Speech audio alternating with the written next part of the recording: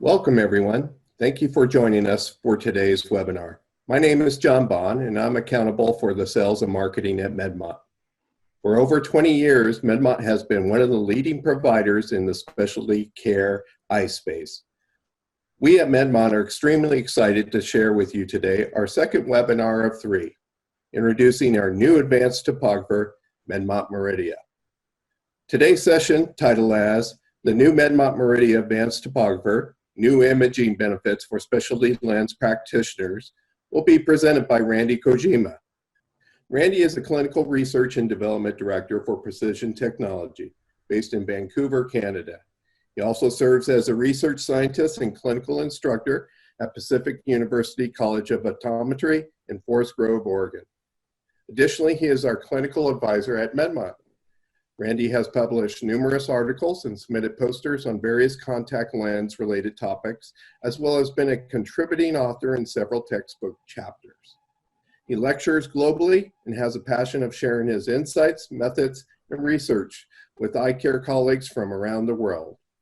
Randy is a fellow American Academy of Optometry, the British Contact Lens Association, the Sclera Lens Education Society, and the International Academy of Ortho-K. At this time, I'd like to welcome Randy. Thank you, Randy. Hey, John, thanks very much. And thanks to Medmont for giving me this opportunity to share some of my experience with Medmont Meridia.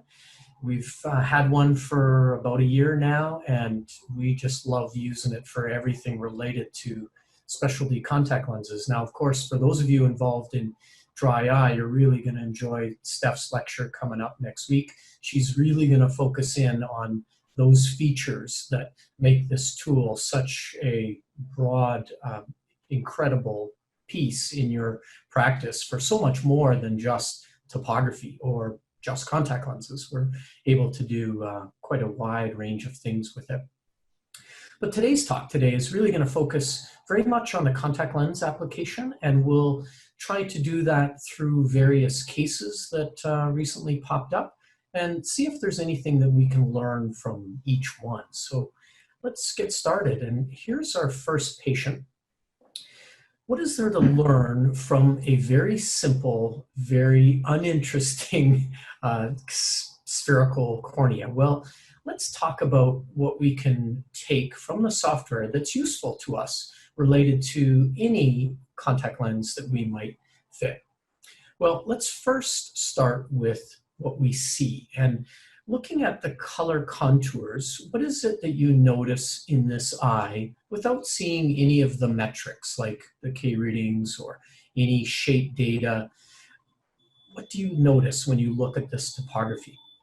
And one of the first things that I'm always interested in is the peripheral shape of the eye, especially related to a specialty contact lens, like a rigid contact lens.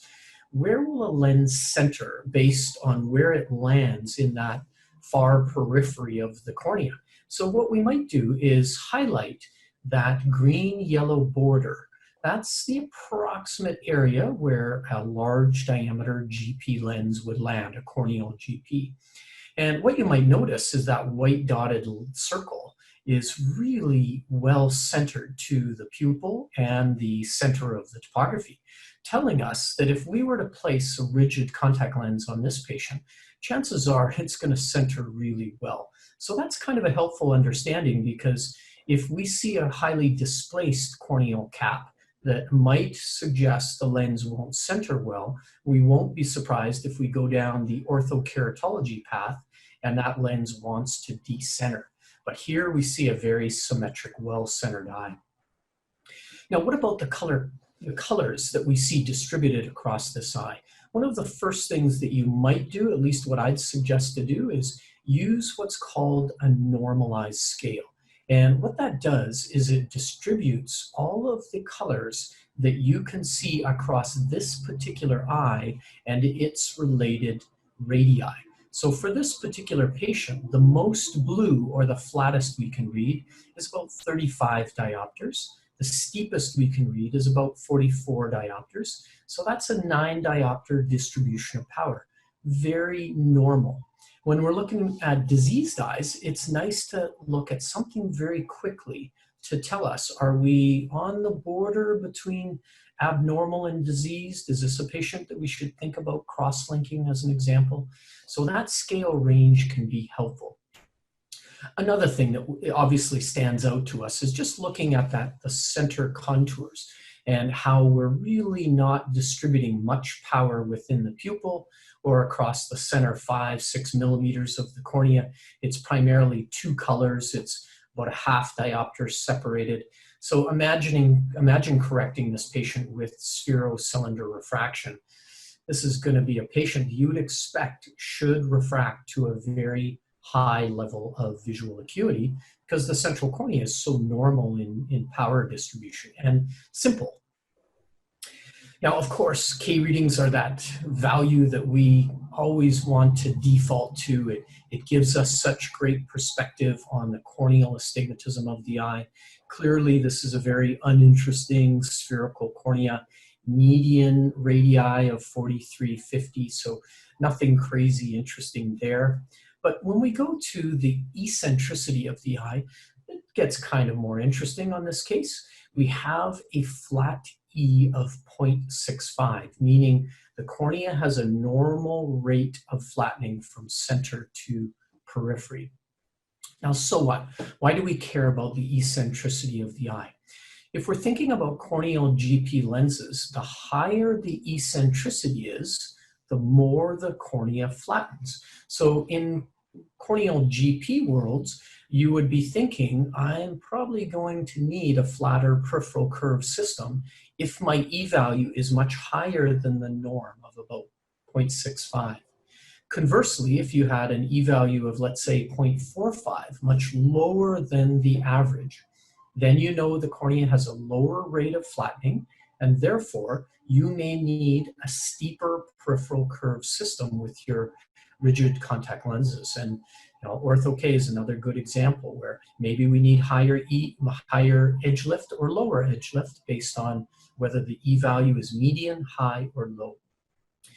Now, related to Ortho-K, another thing that we can consider in eccentricity is we find that corneas that are higher E value tend to respond better in orthokeratology. Eyes that are lower in E value tend to respond poor in Ortho-K.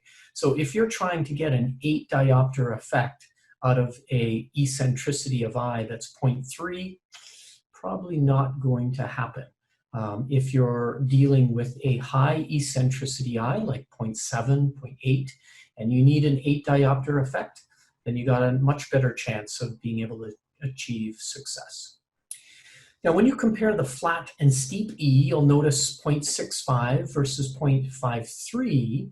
They are very similar rate of flattenings between the two principal meridians. And that tells you that around the peripheral cornea, there's not a huge difference in height. And therefore, a symmetric, maybe spherical landing is more likely to work for this eye.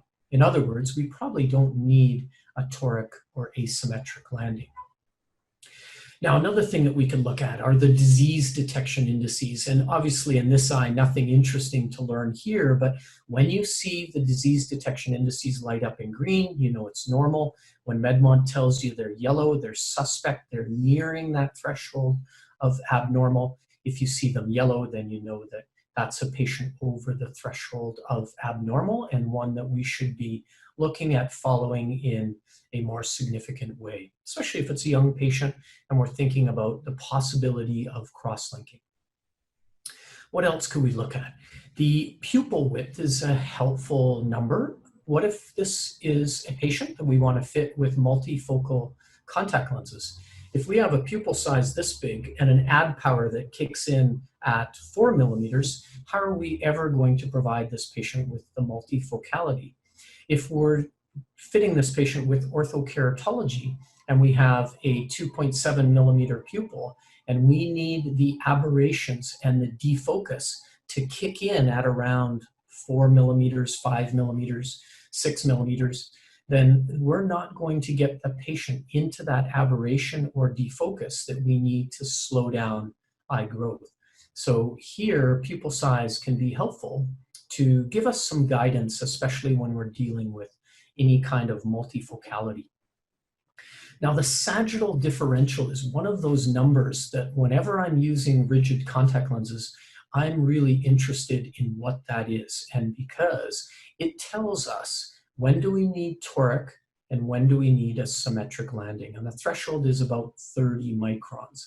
So whenever you see your sagittal differential at 8 millimeters, when it's 30 microns or greater, you're thinking about a toric rigid contact lens, whether it's corneal GP, single vision, multifocal, or orthokeratology.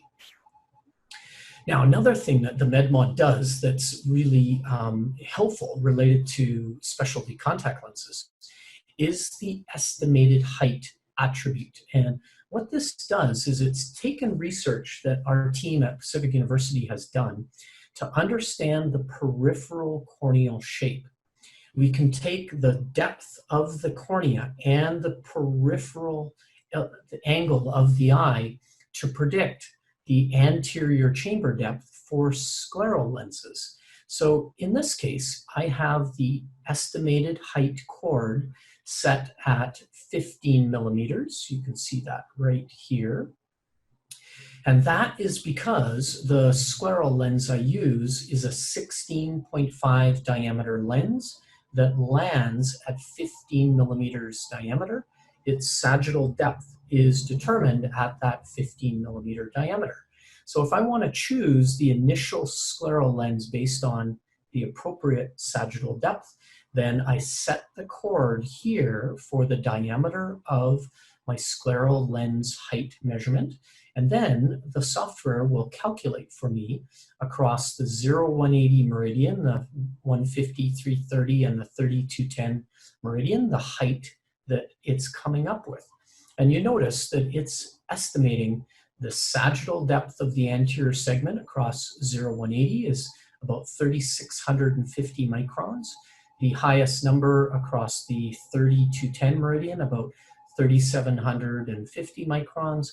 So somewhere around a 3,700 micron height is this cornea, and that you would add your fluid layer, and that would tell you the sagittal depth of scleral lens that you should pull out of the set.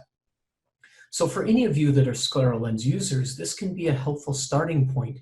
Obviously, K readings in a scleral lens are pretty much useless, so understanding the depth of the eye gives us a much better starting point in any of those large diameter lenses. Now, finally, some of the other data that I like to have up on the window is the aberrations. And this is related to any work we do in myopia control, especially related to Ortho-K.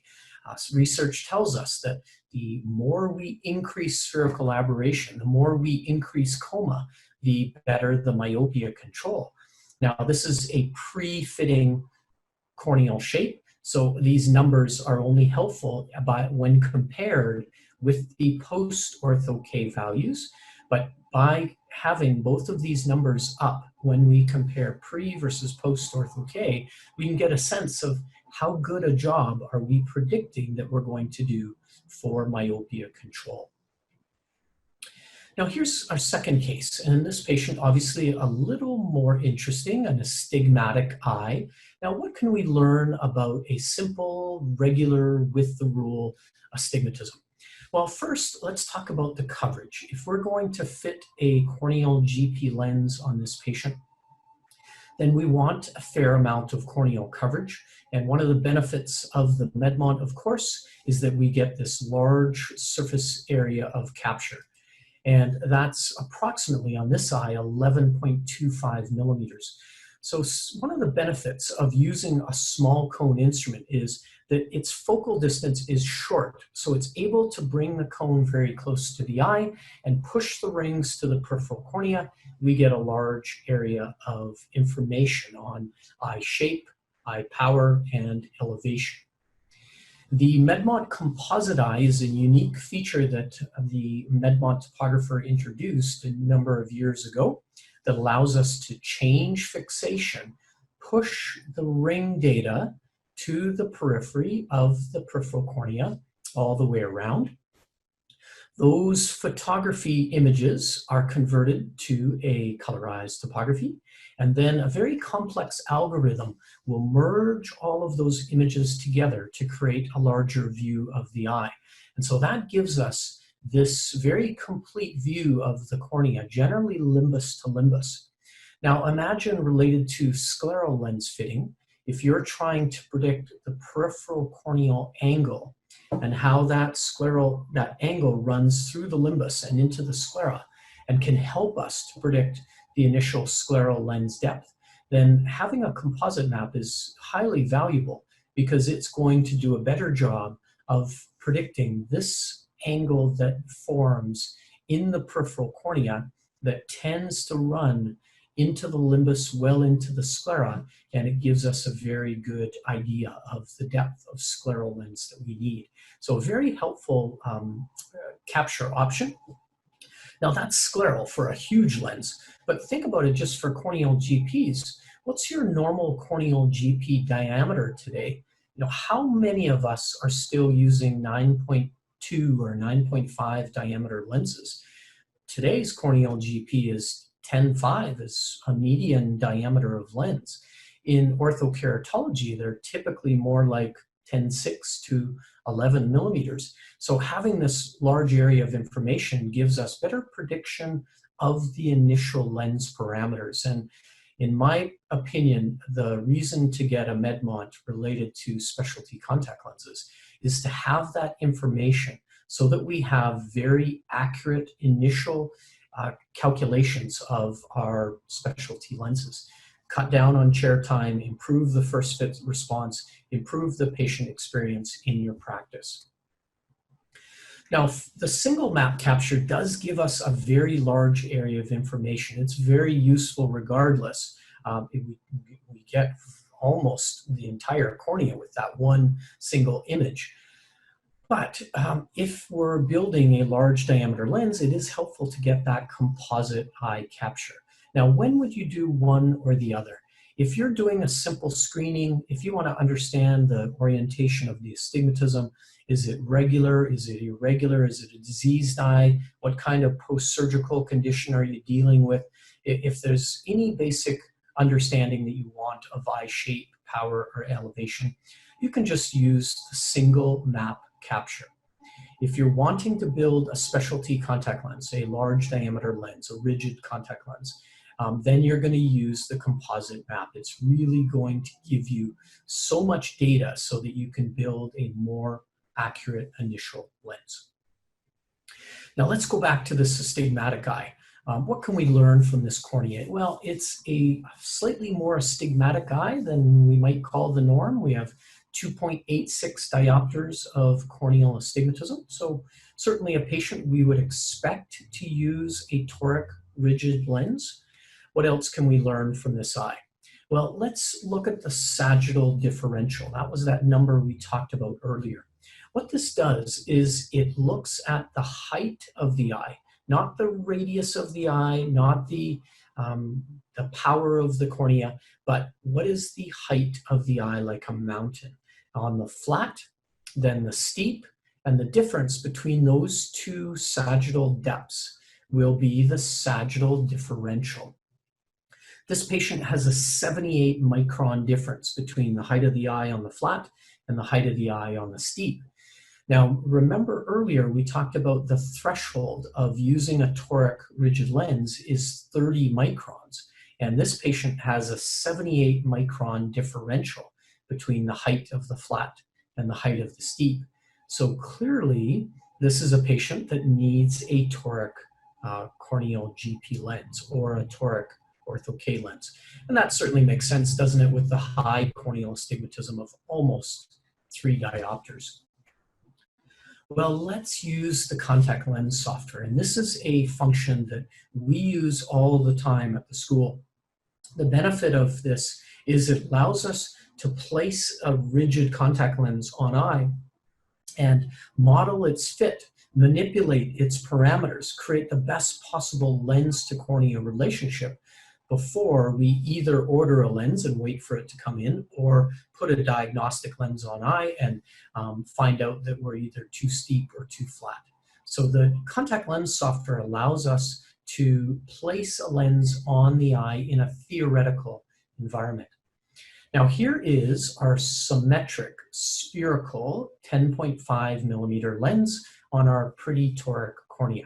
And let's assess the success of the appearance of this pattern.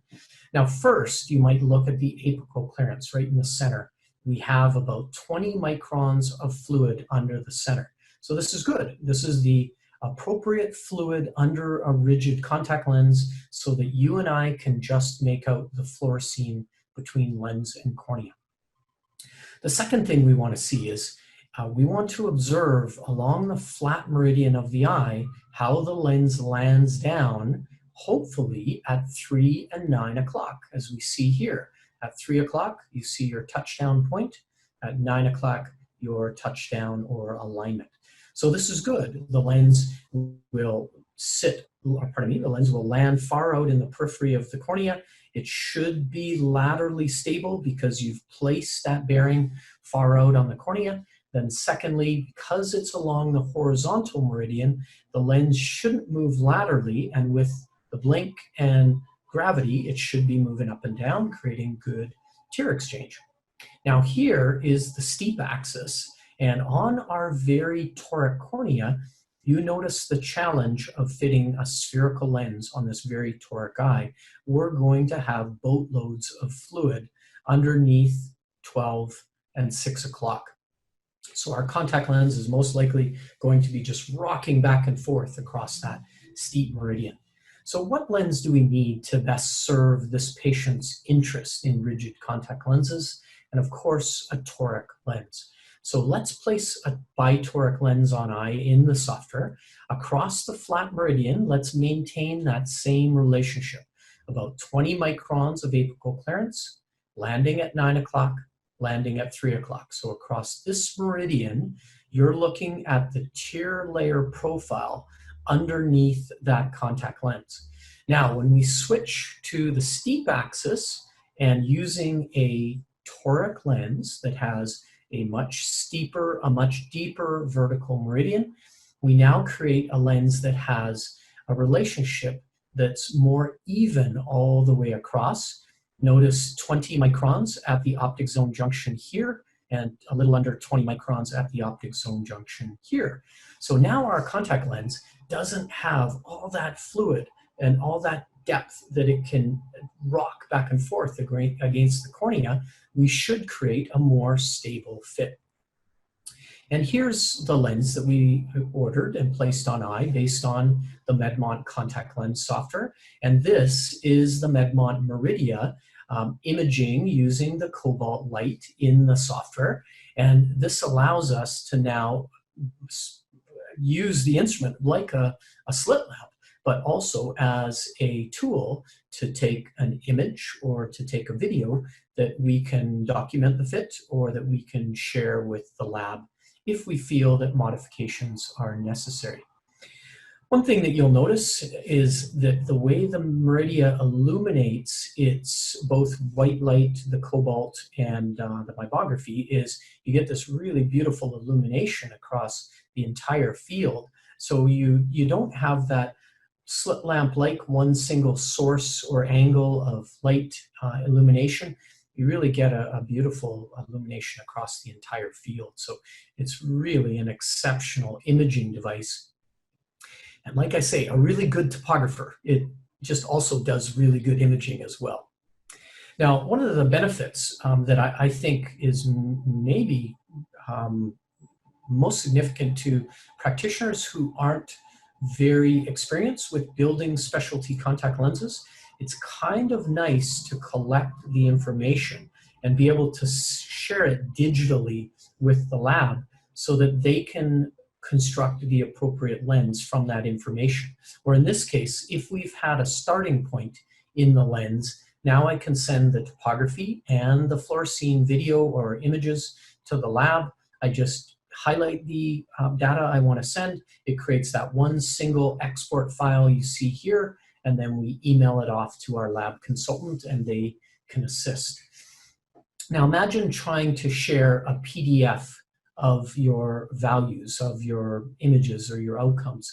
Of course, that two-dimensional copy really doesn't give much in understanding what's happening with the topography, what's happening with the floor scene.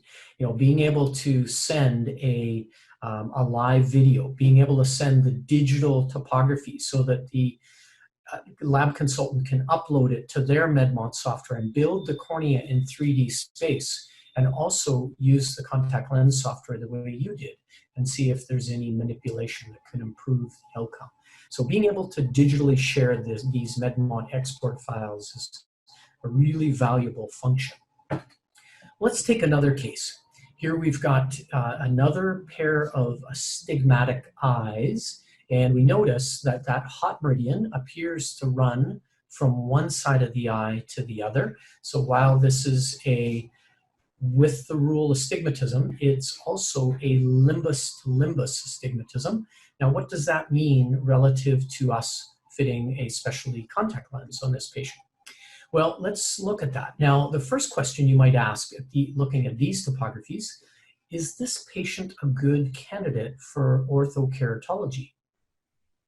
Is every patient a good candidate for Ortho-K, or are there indicators that will tell us when we have a good from bad candidate?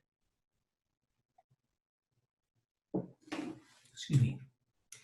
Now, certainly K readings do provide some indication. We talked earlier about the radius of the cornea. The steeper the cornea, the better the potential for Ortho-K. So if we're dealing with a steep radius of flat K or central corneal radii, that might be suggestive that this is a good patient for Ortho-K.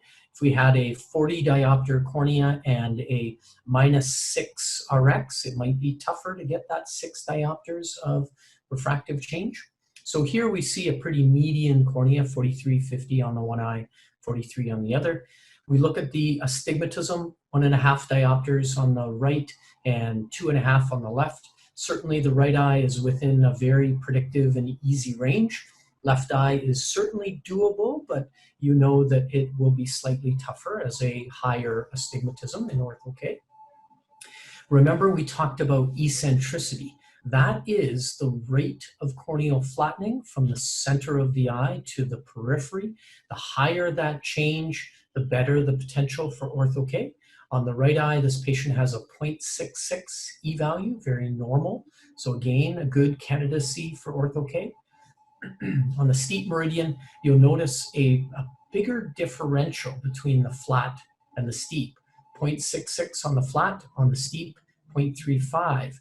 When those two meridians have very different E-values, then you know that your peripheral cornea has more toricity, or more likely to need a toric landing. Now also consider, if you need 8 diopters of flattening on the flat, and you need a 2 diopter astigmatism to be corrected as well, you need your 8 diopters on the flat, you need your 10 diopters on the steep. You need a lot of eccentricity to be able to move that that vertical steep meridian out of the way. So if we don't have a high E-value on the flat and steep, then consider what that means to your potential to move out both the sphere but also the sill. Let's look at the left eye. We have 0.66 eccentricity on the flat, 0.3 on the steep. A big differential between the two. That might suggest two things: that one, we may need a toric lens, and two, that we may have a tougher time pushing the astigmatism out of the way with the lower E-value in that meridian. What about pupil? We talked previously that if we're doing orthokeratology on a myopia control case, we want to try to push the aberrations toward the periphery within the pupil. We want to try to push more plus power into the eye, more defocus, to slow down eye growth. And with this pencil of a pupil that we have, it's going to be very hard to create good myopia control. But conversely, if this were an adult and we were wanting to provide orthokeratology to free this 40-year-old soft lens wearer that was having dry eye issues with their lenses, free them up of contact lenses, provide them with Ortho-K where they're not wearing a contact lens in their air-conditioned environment during the day, in their eye that's beginning to dry out more and more over the years, then this would be a very good candidate with a small pupil. We're going to have very low aberrations. Our patient is probably going to be very happy in orthokeratology. Now, let's look at the whether the eye requires a toric lens. And we talked a little bit about the difference between the eccentricity in flat and steep. Let's look at the sagittal differential. What is the height of the flat? What is the height of the steep? So thinking of those two eyes in elevation, what is the difference between the two? And on the right eye, we have a 33 micron differential. So we said that 30 or greater, that's when you would consider a toric. So on this moderate corneal astigmatism, remember it's 1.5 diopters or under 1.5 diopters, this patient would require a toric lens or would likely do better in a toric lens than a symmetric landing. How about the left eye? We'll measure the flat, measure the steep. What is the difference? And we see 63 microns of sagittal differential. So I need this value from my Medmont before I start any rigid contact lens, and especially Ortho-K, where centration is paramount. It's nice to know before we start, are we leaning towards spherical landing? Are we leaning toward toric? Are we somewhere in between? And in which case, I might just choose the toric anyway. So basically, on pre-fitting orthokeratology, everything you need is within that window. All the information is there for you to get an idea of, is this a good or bad candidate for Ortho-K?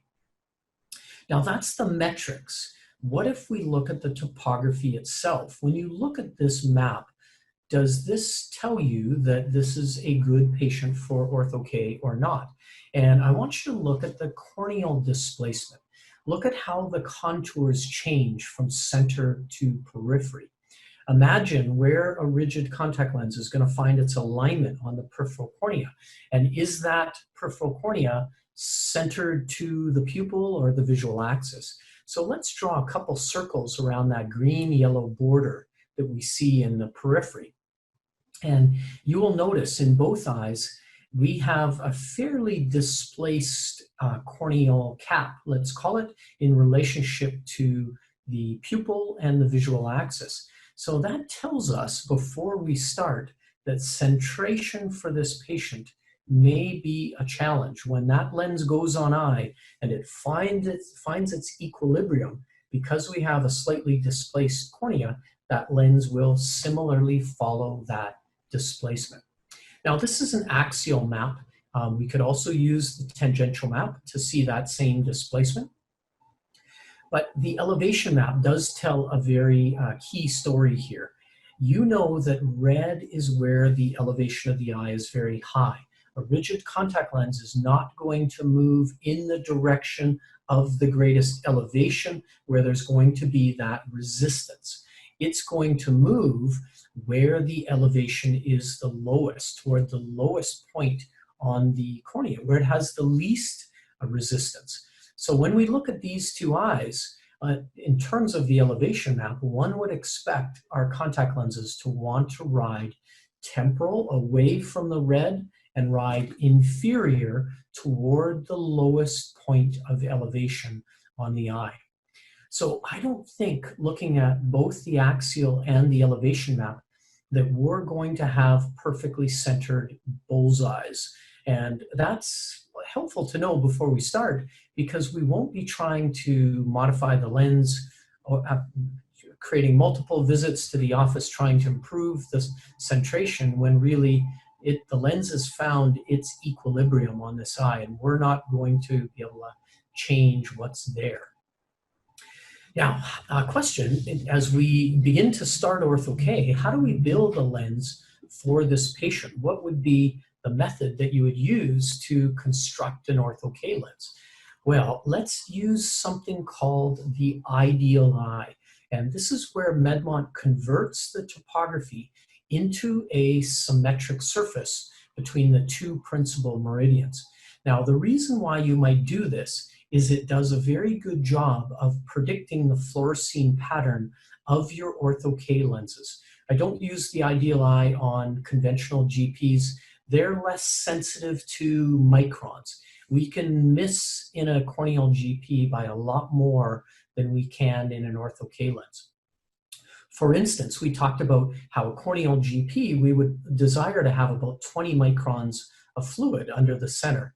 In an Ortho-K lens, how much fluid do you target in any rigid, any reverse geometry Ortho-K lens? And that's typically around 7 microns of fluid under the center.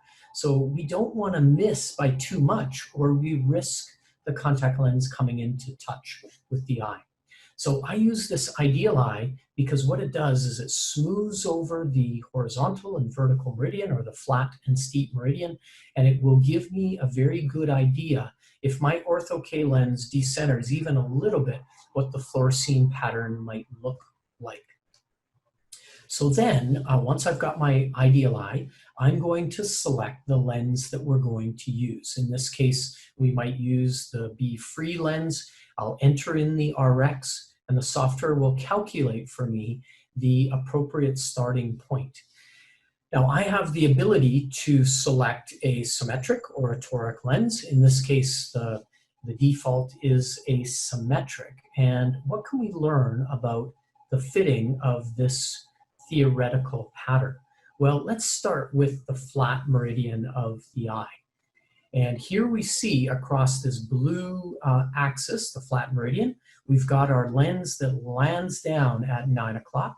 It lands down at 3 o'clock. It's looking good. We've got good edge lift on both sides. And then you have your reservoir that runs all the way concentrically around the lens. And then, of course, the apical clearance of around 5 to 10 microns, roughly.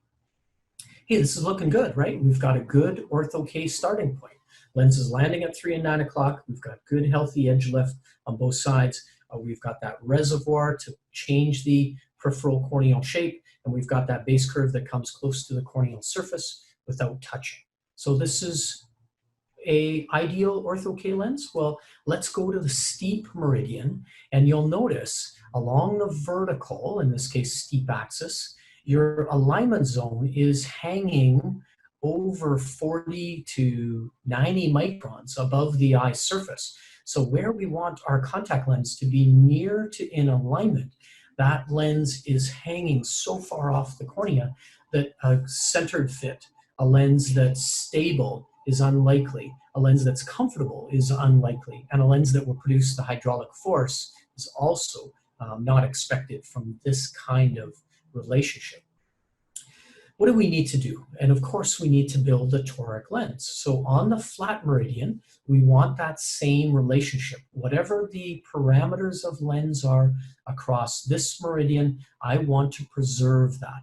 Whereas on the steep meridian, I want to completely alter the reverse curve of the lens. I want to completely alter the alignment zone and the periphery of the lens to create an appropriate vertical meridian relationship. Now, how hard was it for me to do this? Did I need a bunch of expertise in the Medmont software? And basically, this is how simple it was. I selected the lens design I wanted to use. Then I selected that I wanted a toric landing because the sagittal differential was 33 microns. It's over the 30 micron threshold. I know I need a toric. And then I let it calculate the lens, and we're done. We have an appropriate relationship built 360 degrees around for this eye.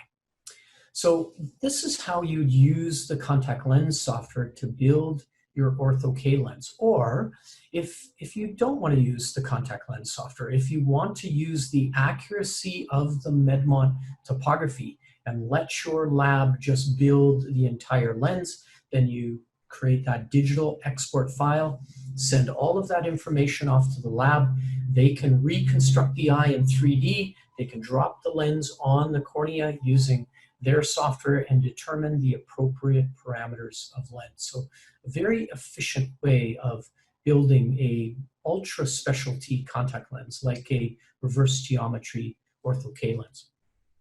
Well, here's the lens that was built from that theoretical pattern. Notice you get that typical toric Ortho-K pattern where it looks thinner in the reservoir across the flat. It looks wider or deeper across the steep. We have a lens that has beautiful alignment all the way around, a healthy edge lift, and a lens that we would predict will perform well in the closed eye environment. And again, this is your Medmont Meridia taking its cobalt photography of our lens. So using the topographer, we have an ability to understand the corneal shape, the candidacy. We can build a lens, we can order that lens, and we can then take do our assessment and take images and video from the same instrument. Now, once we've done the overnight, we need to assess the post-treatment outcome. And how did we do? And I picked for you the tougher left eye that has the 2.5 diopters of corneal astigmatism, the limbus to limbus corneal sill, the high horizontal E value, the lower vertical E value. Let's see what happened with the fit. Now, one of the first things you might look at is you can click your cursor in the center and you can see the refractive change that was created. 1.25 diopters after this one night of treatment. So if we were hoping for 3 diopters of effect as an example, we wouldn't be surprised that we're under-correcting after one night of Ortho-K. We obviously know we need a week for full effect. What else can we learn? We could look at the position of the blue treatment zone in relationship to the pupil. So the axial tells us the refractive change, it tells us the treatment zone position, it tells us the treatment zone size. And we'll talk in a second about how it can tell us something about the myopia controlling effect. Well, it's looking like our lens is riding down and out on this left eye. Now, is that as good as it's going to get? And we said, looking at the baseline topography, that the contours are all pulled temporal inferior. The elevation map told us that we had an incredibly high point on the nasal side and incredibly low point on the temporal side, driving that lens down and out. So this is likely as good as it gets for this patient. If this person were 20 happy, I would not worry about the fact that this is really a inferior temporal displacement of this outcome. I'm thinking this is as good as it gets. Now, could we try to modify it? Of course. We could flatten the alignment zone to bring the lens up to create less of what you see as a frowny face topographical outcome. If we thought the lens wasn't laterally centering well, we could fit a larger diameter or fit a tighter alignment zone to see if we can bring it more onto lateral center. But if we try that and it doesn't change the fit or sends the fit in the wrong direction, you know that this was as good as it gets.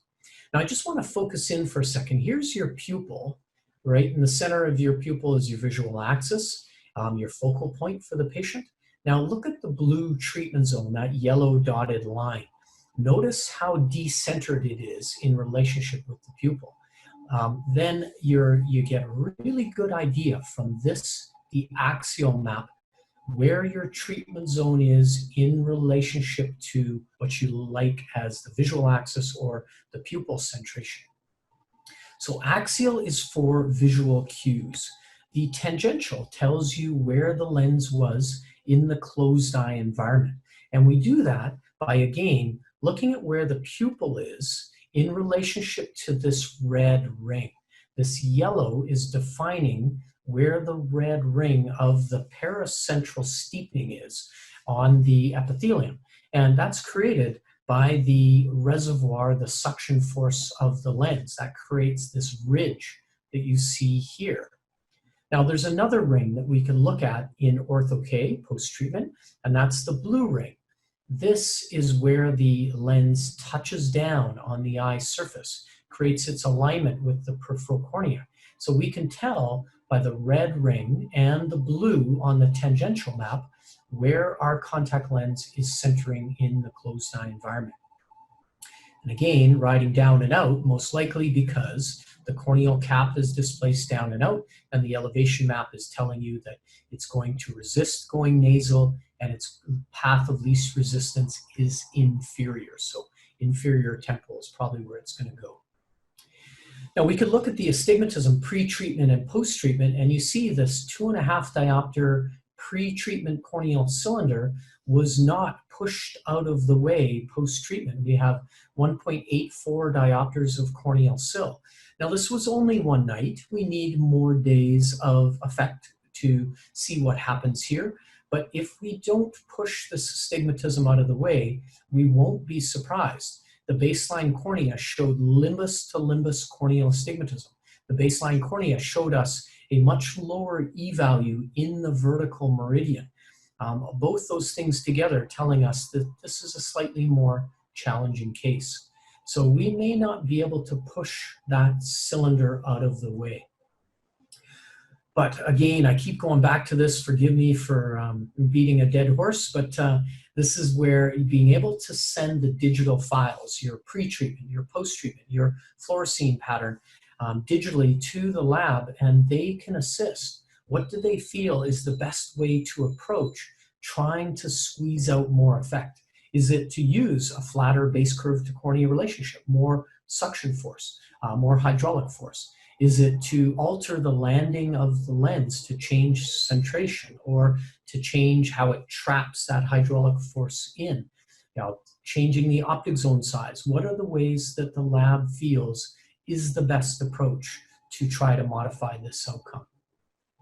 I can tell you that this patient did very well in Ortho-K. Although it was an inferior temporal displacement, this patient was happy with the outcome.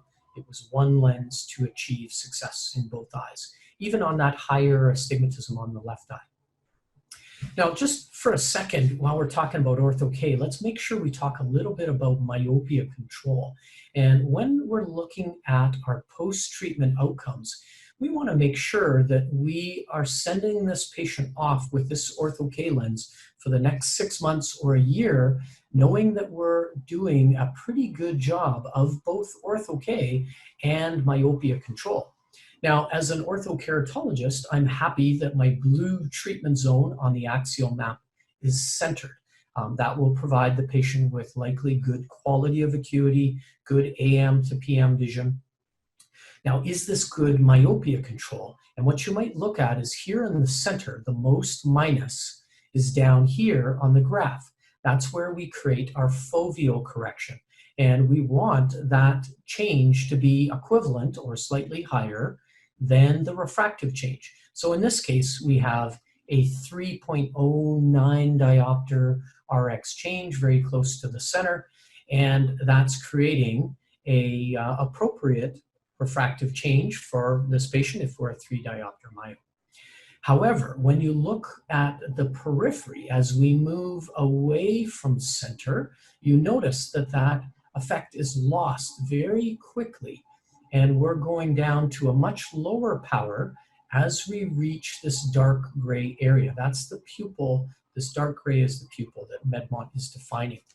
So if I look at the most minus, about 3 diopters, the most or least minus, the most plus, at the border of the pupil, that's approximately plano. So I have a 3 diopter add being created between the most minus and the most plus. So when you're looking at your Medmont topographies and you're looking at that post-treatment analysis, don't forget to look down here at the graph, and that will give you some perspective on whether you're creating a strong plus signal, a strong myopia controlling signal, effectively an add power for the patient. Whether you're creating a high spherical aberration and you're ramping up that spherical aberration that's been shown to slow down eye growth. Another way that you could look at it is if this is a little bit confusing, you might find looking at the numeric meridian map as another way in your Medmont you can assess the myopia controlling effect. Now blow that up and you might look at this value right in the center, 3.2 diopters, heading toward the temporal side, we see that it's 0.1 diopters effect, going north about 0.1 diopter effect. So essentially you have a 3 diopter add from minus 3.2 down to basically plano. We're creating this huge add power from center to periphery. Not the same value heading toward the, sorry, this is the temporal side here. We've got maybe 1 diopters effect. So going from minus 3.2 down to minus 1 is a 2.25 add. Now, if we think about this related to soft lenses, what's a soft multifocal lens supposed to do in myopia control? It's supposed to create a high add for the patient. Now, even in the meridian of least effect, our Ortho-K lens is producing a 2.25 add in this direction. It's producing almost a 3.25 add in this direction and this direction. But you get the idea. You can use the axial analysis to get an idea of, are we heading off in the right direction of myopia control for this patient? So that gives you some idea of how we might use the Meridia in specialty contact lens practice. I would have liked to have a little more time to talk about how we use it in scleral lenses, but we can reserve that for another talk. Hopefully that section will have provided you with some idea of how we use it related to corneal GP lenses. So just as a reminder, use that single map capture to get any type of screening topography. The Medmont small cone topographer gives you that huge area of information. And again, in my opinion, is that the reason to have a small cone topographer is we get that large area of information. The Medmont is super accurate, which helps in any kind of specialty contact lenses built with microns of accuracy. And in the case of any large diameter rigid lens like an Ortho-K that might be 11 millimeters or a scleral lens that might be beyond 11 millimeters, I like that composite capture because then I get all that peripheral information that gives us a more accurate starting point. And of course, being able to place one lens on eye, one diagnostic or one custom lens, and be one and done makes us much more efficient. It's a better experience for the patient, more profitable for the practice, so lots of reasons to do that. Now, as far as the photography is concerned, the white light imaging, as you can see in this image, gives us this really beautiful illumination of the entire field. And then another thing that you get from your Medmont Meridia is this wonderful depth of field as well. So the camera and the system that Medmont has used to build this instrument for imaging either cobalt or white light is really awesome. I had one practitioner from a university say to me that I just spent $50,000 on a wicked good slit lamp camera system, and I could have got a Meridia instead, and I would have a corneal topographer and a great imaging device. Because of that illumination, you're able to also take images of both the lid margin, the lashes. You really get awesome imagery, not just of the cornea.